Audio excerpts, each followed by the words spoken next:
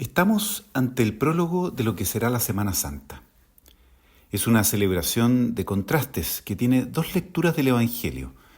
La primera, al iniciar la celebración, donde se recuerda la entrada de Jesús a Jerusalén, aclamado con palmas. La segunda, en la cual se lee la Pasión según San Lucas. Pongámonos primero en el lugar de los discípulos. Ven a su maestro en una entrada triunfal, cumpliendo las Escrituras. Jesús entra como Mesías, el ungido de Dios. Pero a los pocos días, los mismos discípulos experimentarán el fracaso y la muerte en la cruz será como la desautorización de su maestro. Este relato, según Lucas, incorpora al inicio una reflexión sobre el modo de ejercer el poder que tienen los reyes de las naciones y les indica que, entre ustedes, no debe ser así. Este hecho original de Lucas puede darnos una clave de lectura para el día de hoy. En la entrada de Jesús a Jerusalén, aclamado con palmas, decíamos, parece que hay un triunfo. Probablemente los discípulos están extasiados, con enorme alegría al ver cómo exaltan a su maestro. Estos discípulos deben haber imaginado que ahora era el momento del triunfo. Quizá tomarían el poder, la ciudad o la región de Judea. Sin embargo, el triunfo parece que será diferente y demorarán un tiempo en entender que el modo de triunfar de Dios es distinto. Este contraste instala una pregunta clave para un cristiano. ¿Qué significa triunfar? Porque los criterios que nos enseña el mundo muestran que triunfar es ganarle a los demás, ser los primeros, quienes lo han ganado todo, los más poderosos, los más visibles, los más astutos, los más... siempre por encima de los demás. El modo de satisfacer entonces mis necesidades humanas puede ser egoísta, acaparar, acumular, sobornar, utilizar a los demás. Ese modo es el triunfo aparente y la entrada en Jerusalén es peligrosamente parecido a eso.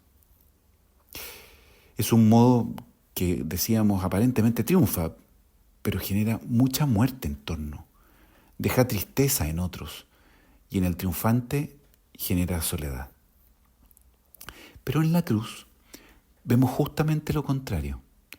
Quien triunfa sobre la muerte y el sinsentido es quien lo ha entregado todo, el silencioso, el humilde, el pobre, el pacífico. Esto cuesta mucho entenderlo. Quien triunfa es quien se ha hecho genuinamente humano, compartiendo, acogiendo, buscando el bien de otros más que el propio, respetando a los demás, haciéndolos crecer a ellos, cuidando al que está frágil. Se trata de un modo de triunfar absolutamente distinto. Ese modo, muy contracultural, es asesinado en un mundo de fuertes y poderosos. Pero es el modo que resucita y da vida. Provoca alegría en los demás y a quien se entrega le deja una vida con sentido. Le deja la certeza de que la entrega y la vida valieron la pena. Pero hay otras frases o gestos de Jesús que también son originales de Lucas y quisiera abordar algunas para la reflexión personal. Hay 3 gestos de misericordia que son muy importantes en este Evangelio. El primero es que en este Evangelio Jesús mira a Pedro cuando éste ya lo negó. También está la frase donde perdona a quienes lo están crucificando. Y finalmente, perdona al buen ladrón. Son 3 gestos que muestran un rasgo característico de este Evangelio. Dios nos ama con nuestros errores. Lo hemos dicho de otro modo, Dios tiene esperanza en ti, en nosotros. Está dispuesto a recogernos y a acogernos tras el daño cometido.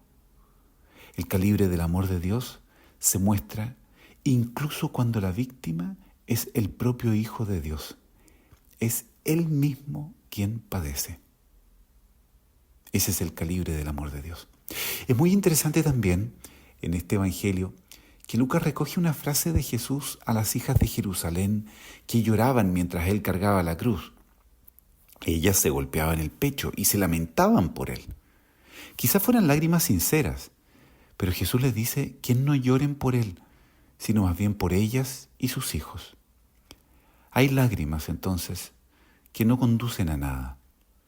A veces el cristianismo ha tenido desvíos importantes al pensar que el solo dolor es positivo, como si dolerse fuera en sí mismo bueno. Eso sería masoquismo, una enfermedad.